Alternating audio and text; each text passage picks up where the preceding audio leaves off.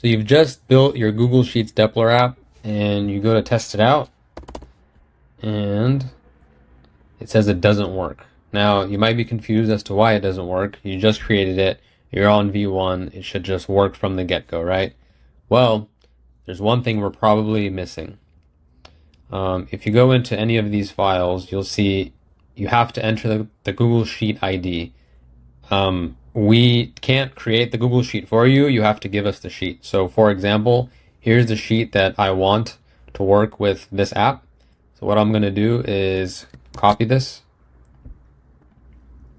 And I'm just going to say, put in my Google Sheet ID. Now you could just make the change yourself as well, but I'm being a little bit lazy here and I'm going to do it with the code, with the AI. It's going to save that for me.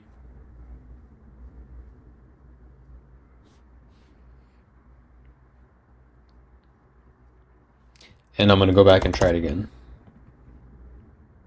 And as we can see, the app is now working again, or at all. Click finish there, submit.